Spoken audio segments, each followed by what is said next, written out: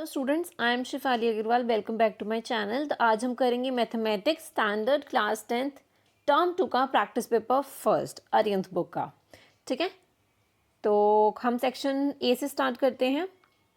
तो first question हमें दे रखा है, फाइंड द वैल्यू ऑफ के for which the quadratic equation 3k + 1, आप ये इक्वेशन पूरा देख सकते हो, 3k + 1 x² + 2k + 1 x + 1 is = 0 has equal roots. Equal roots है सबके। ऑल्सो फाइंड दीज रूट्स, आपको रूट्स भी फाइंड आउट करने हैं। सबसे पहले गिवन इक्वेशन आपको क्या गिवन है ये आपको यहाँ पे नोट डाउन करना है। फिर आपको कंपेयर करना है, ये आपको पता है a x² + b x + c = 0। तो a आपका क्या हो जाता है 3k + 1, b हो जाता है आपका 2k + 1, c हो जाता है आपका 1। तो जब रूट्स इक्वल हैं हमारे तो आपका हो जाता है b² - 4ac = 0। सिंपली आपको इस इक्वेशन में सारी जो b की वैल्यू है, a की वैल्यू है, c की वैल्यू है, वो आपको इसके अंदर पुट कर देनी है और आगे इसको फर्दर आप खुद सॉल्व कर सकते हो। बहुत ही आसानी से सॉल्व करना, सिर्फ आपको क्वेश्चन समझने की ज़रूरत है कि आखिर क्वेश्चन को हम सॉल्व कैसे करते हैं मैथ्स के। अगर आपको ये समझ आ जाए कि क्वेश्चन कैसे सॉल्व होते हैं तो आप आसानी से कैलकुलेट करके उसका आंसर निकाल सकते हो। राइट, सेम आपने इसमें सॉल्व कर दिया पूरा। इसमें आपके k की वैल्यू आ जाती है, k = 0 एंड k = 1। तो हमें पता है कि रूट्स जो हैं वो इक्वल हैं, तो रूट्स की जो फॉर्म होगी वो क्या होगी -p/ca। ठीक है, ये आपके रूट्स की फॉर्म होगी। तो रूट्स आर b 2a और b 2a। इक्वल रूट्स हैं तो b की वैल्यू यहाँ पे डाली, 2a की वैल्यू को डाली और सेम वही चीज़ हमने इसके अंदर करी है। तो k जब 0 था तो हमने k की जगह पे क्या लिख दिया, 0 लिख दिया। सो दैट इज आपका आंसर हो गया -1 एंड -1। ठीक है, k की वैल्यू जब हमारी 1 थी तो हमने k की जगह हमने क्या लिख दिया 1, तो आपकी उसकी भी वैल्यू आ गई 1/2 एंड 1/2। सो ये चीज़ हमने इसके अंदर करी है। राइट, तो आई होप आपको ये क्वेश्चन बहुत अच्छे से क्लियर हो गया होगा कि इसको हमें कैसे सॉल्व करना होता है। ये क्वाड्रेटिक इक्वेशन का जो क्वेश्चन है ये सबसे इजी क्वेश्चन मैं मानती हूँ पूरे ही क्लास 10th में। 10th क्लास का जितना भी सिलेबस है उसमें सबसे इजी मैं मानती हूँ इसमें। तो आई होप आपको ये क्वेश्चन बहुत अच्छे से क्लियर हो गया होगा कि कैसे कैसे आपको ये चीज़ें इसमें करनी है। ठीक है, सबसे पहले आपको k की वैल्यू फाइंड आउट करनी होगी। ठीक है, फिर उसके बाद रूट्स हमें इक्वल दे रखे हैं, तो रूट्स की जो फॉर्म दे रखी है उसमें आप इसको वैल्यूज़ को पुट करोगे, k की वैल्यूज़ को पुट करोगे तो आपका आंसर इसमें आ जाएगा। ठीक है, तो रूट्स की वैल्यू भी हमने इसके अंदर फाइंड आउट करी है। नेक्स्ट क्वेश्चन हमें क्या गिवन है, नेक्स्ट क्वेश्चन हमें गिवन है right the expressions an - ak for ap a + d n + 2d, hence find the common difference of the ap for which 25th term is 10 more than the 23rd term। ठीक है, तो आपको इसको express करके दिखाना है, इस एक्सप्रेशन को दिखाना है आपको करके। कॉमन डिफरेंस आपको फाइंड आउट करना है। तो आप कॉमन डिफरेंस कैसे फाइंड आउट करते हो, फर्स्ट हमको मैं बोलती हूँ a और कॉमन डिफरेंस को हम लेते हैं d। तो जब आप आप जब कॉमन डिफरेंस फाइंड आउट करते हो तो इक्वेशन कैसे बन जाती है आपकी, सबसे पहले an होगा आपका = a + n - 1 d। ये पूरी इक्वेशन आपको बहुत अच्छे से क्लियर हो गया होगा, आपने पूरा चैप्टर पढ़ा है एपी का, तो आई होप आपको ये बहुत अच्छे से क्लियर हो गई होगी। ठीक है जी, चलिए ऐसे ही हमने एक की इक्वेशन बना ली पूरी सेम। तो फर्स्ट और सेकंड इक्वेशन को आगे हमें क्या करना है, सब्ट्रैक्ट करना है। अब सब्ट्रैक्ट हम कैसे करेंगे, तो देखो an - ak, थोड़ा सा आप क्लियर नहीं हो रहा होगा यहाँ पे, बट ये n है और वो k है। ठीक है, तो दोनों ही इक्वेशन को हमने क्या किया है, माइनस कर दिया है। जब माइनस इसको आगे आप फर्दर इसको सॉल्व करते चलोगे तो आपकी ये वाली इक्वेशन बन जाएगी कि लास्ट में बच जाएगा n - kd। अब आपको n की वैल्यू पता है, दैट इज 25, और k की वैल्यू आपको पता है 23। कैसे पता है, अब आप क्वेश्चन पे चलते हैं एक बार। क्वेश्चन में हमें क्या चीज़ गिवन थी कि 25th term is 10 and more than 23। ठीक है, ये चीज़ आपको गिवन थी। तो अब हमने क्या करा है, n को 25 लिया है और k को 23 लिया है। ठीक है, तो दोनों को जब आपने डाला इसके अंदर तो आपका आंसर आ गया, कॉमन डिफरेंस आपका आ गया 5। इतना क्लियर है। और ये आपको क्या, ये मैंने क्यों लिया है इसमें कि 25 और 23 इज इक्वल्स टू 10। ये क्यों लिया है आप क्वेश्चन में देखो एक बार क्या लिखा है यहाँ पे, 10 टाइम्स ज़्यादा है, ठीक है, इज मोर देन 10 टाइम्स। तो हमारी जो फर्स्ट थी ए एन हमने जिसमें लिया था वो था 25 और 23 term is equals to 10, right. तो इस तरीके से हमने क्या किया है, कॉमन डिफरेंस को फाइंड आउट कर दिया है। तो आई होप आपको ये क्वेश्चन क्लियर हो गया होगा। और क्वेश्चन में हमें दे रखा है if two towers height x meters and y meters, subtended angle is 45 and 60 degrees respectively at the center of the line joining their feet, then find the ratio of x plus y is to 4।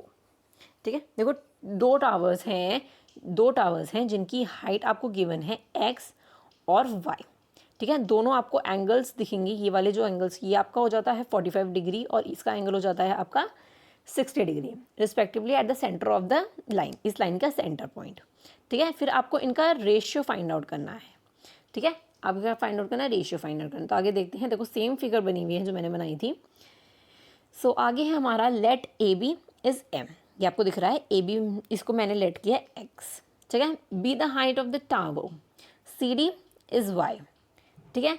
तो angle आपको पता है ये हो जाता है angle B ए ई, sorry ए E B आपका 45 degree हो जाता है एंड सी ई डी ये आपका हो जाता है 60 डिग्री, आपको क्वेश्चन में ऑलरेडी मेंशन है, ठीक है। आपको क्या फाइंड आउट करना है इसमें, ये फाइंड आउट करना है, ए फाइंड आउट आपको करना है, ठीक है। चलिए हम फाइंड आउट कर लेते हैं। सो जो मिड पॉइंट दिया है सेंटर में जो पॉइंट है उसका नाम है ई, ठीक है। तो that is a e is equals to e c is equals to a metre. तो हमने क्या सपोज किया है, ए मीटर सपोज किया है। सो इन अ राइट ट्रायंगल की अगर हम राइट एंगल ट्रायंगल की अगर मैं बात करूँ, सबसे पहले बी ए ई की, इस वाले की मैं अगर बात करती हूँ, तो आपको पता है 45 डिग्री है, तो 10 45 डिग्री का क्या होता है, परपेंडिकुलर अपॉन बेस होता है। तो इसमें परपेंडिकुलर क्या है, ए बी है, और बेस क्या है आपका ए ई है, जिस पे वो टावर खड़ा है, तो बेस हो गया वो। तो ए बी कितना है आपका एक्स है और ए ई कितना है आपका ए है, और 10 45 की आपकी वैल्यू पता है वो होती है 1, तो उसकी जगह पे आपने रख दिया है 1। तो आपने क्या किया, एक्स की वैल्यू फाइंड आउट हो गई, ए और 1 को क्रॉस मल्टीप्लिकेशन करोगे तो आपका 1 वैल्यू ए ही आएगा, ठीक है। ये हो जाती है आपकी फर्स्ट इक्वेशन। हम लेंगे डी सी ई, ठीक है, डी सी ई अब हम लेने वाले हैं, तो इसमें आपका है 60 डिग्री, तो 10 60 का क्या होगा, डी सी परपेंडिकुलर सी ई बेस। वही चीज़ आपको करनी है, डी सी कितना है आपका वाई दे रखा है और सी ई हमने सपोज किया है ए, ठीक है। और 10 60 की क्या वैल्यू होती है, √3। आपको पूरी ये टेबल अच्छे से याद हो गई होगी अब तक, बहुत ईजी टेबल होती है, ठीक है।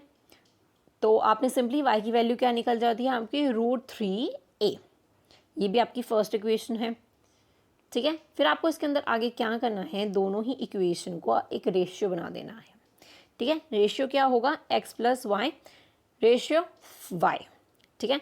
तो x आपका कितना है a और y आपका कितना है √3a, रेशियो में आपको दे रखा है y, तो y में भी a √3, तो 1 आ जाएगा आपका a, और आपको a से a कट जाएगा, तो क्या बच गया 1 प्लस √3 रेशियो में √3, तो ये आपका रिक्वायर्ड रेशियो बन जाता है, ठीक है।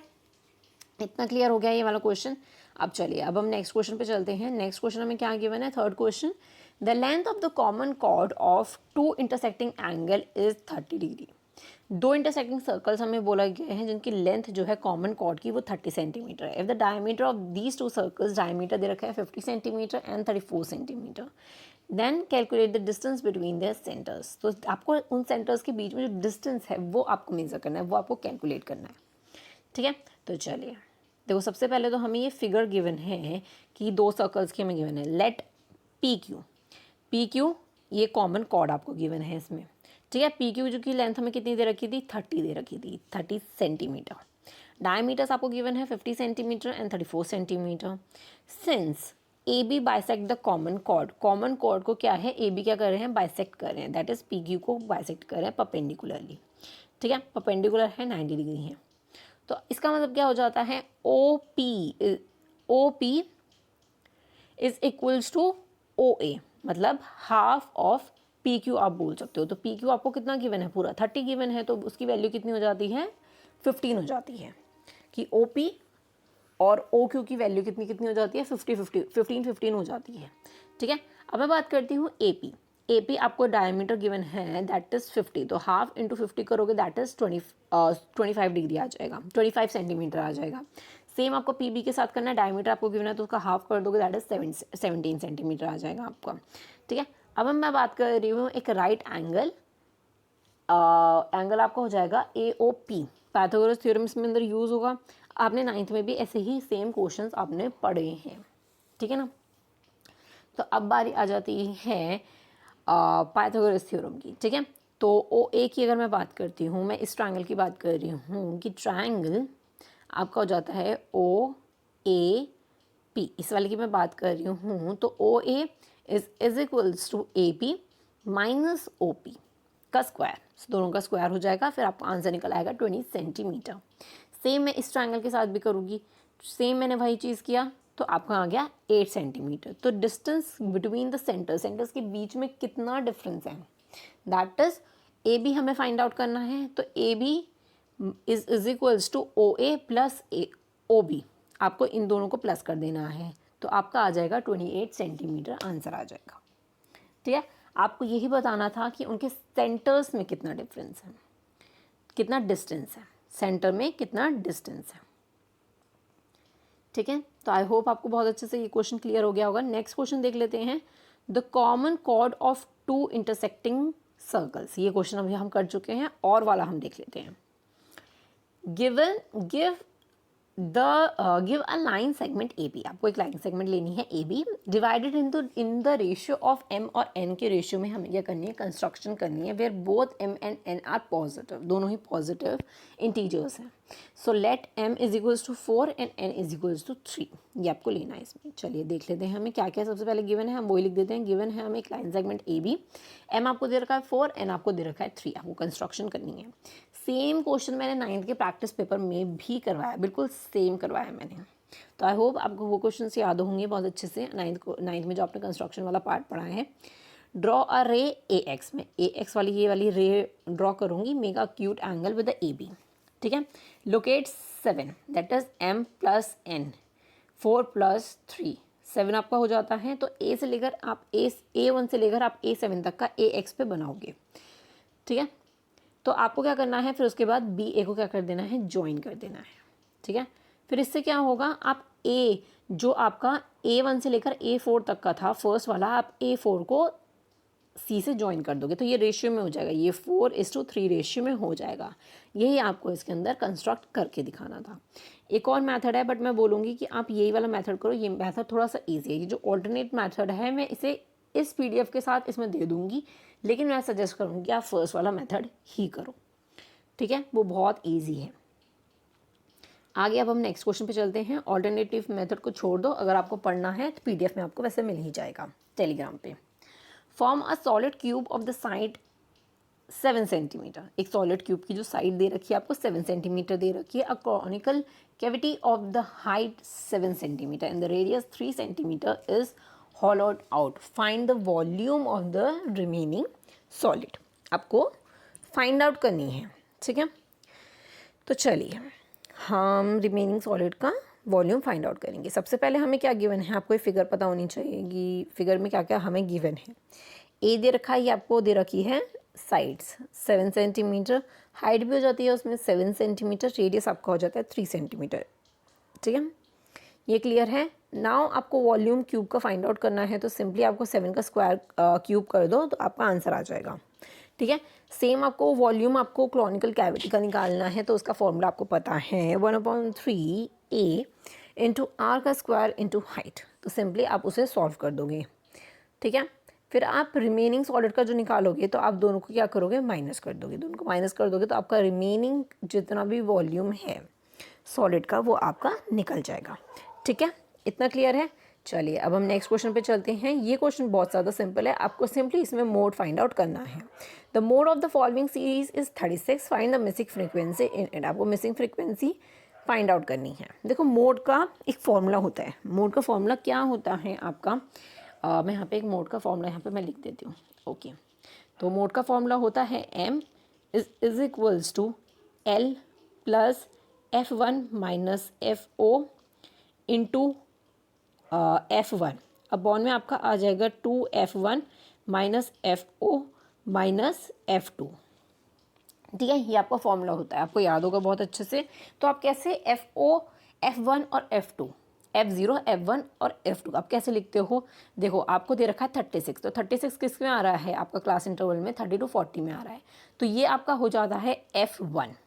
ठीक है, ये आपका हो जाता है F1। इसके नेक्स्ट वाला जो होगा वो हो जाता है आपका F2 और ये वाला जो X है ये आपका हो जाता है F0। ठीक है, तो सिंपली आपको क्या करना है, फॉर्मूले में वैल्यूज़ को पुट करके मोड फाइंड आउट कर लेना है। सेम इसमें यही चीज़ इसमें आपको गिवन है। मॉड्यूल क्लास कौन सी है? 30 to 40। ठीक है, तो वही सिंपली वही फॉर्मूला मैंने इसके अंदर लिख रखा है यहाँ पे। ठीक है, तो वही आपको चीज़ कर लेनी है, 36 माइनस 30, वही वैल्यूज़ आपको पुट करनी है और सिंपली आपको क्या करना है, जो मिसिंग फ्रीक्वेंसी है दैट इज़ वाइव, उसकी वैल्यू आपको फाइंड आउट कर देनी है। आप सिंपली ये चीज़ तो सॉल्व कर ही सकते हो, क्योंकि डिटेल में मैं नहीं चाह रही हूँ कि मैं आपको पॉइंट टू पॉइंट समझाऊँ कि आप माइनस कैसे करना है, प्लस कैसे करना है, ये तो फालतू की चीज़ हो जाएगी। ठीक है, मैं ऐसे बिल्कुल सॉल्व करके नहीं बता रही हूँ, आपको फॉर्मूला याद होना चाहिए मोड का, तभी आप मिसिंग फ्रीक्वेंसी आप बता सकते हो। ठीक है जी, चलिए आगे हम देख लेते हैं। फिफ्थ क्वेश्चन का हम फर्स्ट पार्ट कर चुके हैं और हमें दे रखा है the 8th term of the AP is 17 and the 14th term is 29। Find the common difference. Simply आपको कॉमन डिफरेंस फाइंड आउट करना है, ये सबसे आसान क्वेश्चन है। देखो टर्म आपको दे रखी है, देखो एक बार देख लेते हैं। 8th term that is T8 आपको कितना दे रखा है? 17 दे रखा है और टर्म आपको 14 दे रखी है दैट इज 29। ठीक है, इतना क्लियर है, वही चीज़ इसके अंदर लिख रखी है। तो फर्स्ट टर्म जो A है आपकी वो कितनी होगी? सिंपली आपको फॉर्मूला पता ही है, A plus N minus 1 D। तो 17 आप डाल दोगे, 9 प्लस 8 माइनस 1 D, तो सिंपली वही फॉर्मूला एक बन जाता है इसमें आपका। ठीक है, इतना क्लियर है। तो आपको वही करना है, दोनों को सब्ट्रैक्ट करना है, आपका आंसर आ जाएगा। सेक्शन बी पे चलते हैं। सेक्शन ए कंप्लीट हो गया। सेक्शन ए में क्या था? कुछ भी नहीं था, बहुत ही सिंपल छोटे छोटे क्वेश्चंस थे। ठीक है, ओके। सेक्शन बी में आपको दे रखी है construct a tangent to the circle of the radius 4 centimetre from the centre on the concentric circle of the radius 6 centimetre and measure its length. Also verify the measurement by the actual calculation. ठीक है, तो आपको simply क्या करना है, एक circle का tangent बना के दिखाना है, उसका रेडियस आपको गिवन है। ठीक है, और आपको उसकी लेंथ को मेज़र करना है और वो कंस्ट्रक्ट भी करके दिखाना है और वेरीफाई भी करके दिखाना है कैलकुलेशन की हेल्प से कि आपने वो चीज़ सही बनाई है या नहीं बनाई है, कंस्ट्रक्शन सही किया है या नहीं किया है। ठीक है, तो पहला स्टेप क्या होगा कि आपको दो सर्कल्स बनाने होंगे, C1 and C2 with the common centre O और रेडियस होगा आपका 4 और 6 जो कि आपको पीछे गिवन था क्वेश्चन में। टेक एनी पॉइंट P, आपको कोई भी पॉइंट लेना है P जो कि आउटर सर्कल तक जाएगा दैट इज C2 तक। ठीक है, फिर आपको OP को क्या कर देना है, ज्वाइन कर देना है। तो OP जो है वो बाइसेक्ट हो रहे हैं, तो अब मैं बनाती हूँ M डॉट। M डॉट क्या होगा, इसके बीच का मिड पॉइंट होगा। फिर मैं M लेती हूँ as a centre of OM dash. OM dash का क्या होगा, सेंटर ले रही हूँ एज अ रेडियस। ठीक है, तो फिर वही चीज़ आपको करनी है, डॉटेड सर्कल बना दो। इनर सर्कल जो है आपका C1, उसके दो पॉइंट्स हो जाते हैं M और P जो कट कर रहे हैं उसको। फिर आपको क्या करना है, PM को ज्वाइन कर देना है, P को ज्वाइन कर देना है और सिंपली आपको दो टेंजेंट्स मिल जाते हैं दैट इज़ PM और P डैश। ठीक है, तो ये बहुत आसान था, सिर्फ आपको टेंजेंट बनाने थे, उसमें ज़्यादा कुछ लिखना ऐसा था नहीं। स्टेप्स आपको पता होने चाहिए कि आप कैसे कैसे स्टेप्स को लिख सकते हो। On measuring PM and P dash we get, आपको क्या मिलेगा, 4.5 सेंटीमीटर आपको मिलेगा। Calculation in the right angle that is OMP and PMO is equals to 90 degree. इसको ऐसे आप सॉल्व कर दोगे। पाइथागोरस थ्योरम का अगर आप यूज़ करते हो ना तो आपको आसानी से निकल जाएगा। पाइथागोरस थ्योरम बहुत इंपॉर्टेंट थ्योरम है, अगर अभी तक आपने वो थ्योरम नहीं सीखी हो तो जाके सबसे पहले पाइथागोरस थ्योरम सीख लो। अगर आपको वीडियो चाहिए पाइथागोरस थ्योरम पे कि कैसे उसको आप फाइंड आउट करते हो तो मुझे कमेंट सेक्शन में बता दीजिएगा। राइट, चलिए आगे हम देख लेते हैं। ये हमारा इस वीडियो का है last question. A decorative block as shown in the figure is made up of 2 solids, a cube and the hemisphere. तो 2 सॉलिड, एक क्यूब और एक हेमिस्फीयर है। ठीक है, आपको ऑलरेडी इसमें दिख रहा है 5 सेंटीमीटर का आपको दिख रहा है इसके अंदर। तो 5 सेंटीमीटर का क्या है बेस और the edge is 5 centimetre. Diameter आपको दे रखा है 4.2। If the block is to be painted find the total area of to be painted. कितना टोटल एरिया आपको पेंट करना है वो आपको इसके अंदर फाइंड आउट कर देना है। देखो सबसे पहले हमें क्या दे रखा है कि आपको एज पता है 5 सेंटीमीटर है, ठीक है। डायमीटर आपको पता है 4.2 है। रेडियस आप आसानी से फाइंड आउट कर सकते हो अपॉन 2 करके, ठीक है। डायमीटर का रेडियस का क्या फॉर्मूला होता है, डायमीटर 0.2 कर दो, ठीक है। 2.1 आ गया आपका। टोटल सरफेस एरिया अगर हम क्यूब का निकाले तो सिंपल फॉर्मूला होता है 6 इंटू एच का स्क्वायर। दैट इज़ 5 है आपकी एज गिवन है, तो 5 into 5 into 6 that is 150 centimetre square. Square लगाना मत भूलिएगा। Now the area to be painted on the cube, area जो पेंट हो रहा है क्यूब पे, the total surface area of the cube minus base area of the hemisphere. तो 150 minus pi R square minus 150 into 22 upon 7 4.2 upon 2 4.2 upon 2, ठीक है। तो simply आप इसको सॉल्व कर दोगे तो आपको पता है ना टोटल सरफेस एरिया को बेस एरिया सरफेस, मतलब ये फॉर्मूला आपको बहुत आसानी से पता है, ठीक है। वही आपको फॉर्मूलाज पता होने चाहिए बहुत अच्छे से। सरफेस एरिया में आपको फॉर्मूलेज ही इंपॉर्टेंट, अगर आपको फॉर्मूलेज पूरा कंसेप्ट बहुत अच्छे से क्लियर है तो आप इनको आसानी से इसको आप सॉल्व कर सकते हो। अब हेमिस्फीयर की अब हम बात करते हैं। अब तक तो हमने बात कर ली क्यूब की, सेम वही चीज़ आपको करनी है इसके अंदर। कर्व सरफेस एरिया का निकालना है आपको, तो वही फॉर्मूलाज आपको यूज़ करने हैं और सिंपली आपका क्या आ जाएगा, आंसर आ जाएगा। टोटल एरिया जो हुआ है दोनों के एरियाज़ को क्या कर दो, प्लस कर दो, तो टोटल एरिया आपका आ जाता है 16.56 सेंटीमीटर स्क्वायर। स्क्वायर लगाना मत भूलिएगा, ठीक है। तो ये था मैथमेटिक्स अरिहंत का प्रैक्टिस पेपर फर्स्ट टर्म 2 का स्टैंडर्ड का, ठीक है। तो पार्ट फर्स्ट था ये। अगर आपको पार्ट सेकंड चाहिए हो तो मुझे कमेंट सेक्शन में बता दीजिएगा, मैं जल्दी ही अपलोड कर दूंगी। वीडियो पसंद आई हो तो लाइक कर दीजिएगा, चैनल को अभी तक सब्सक्राइब ना किया हो तो चैनल को सब्सक्राइब भी कर दीजिएगा। Telegram, Instagram and Facebook page learn with Shefali पे मुझे फॉलो करना मत भूलिएगा। मिलते हैं नेक्स्ट वीडियो में। Thank you so much for watching. Bye bye.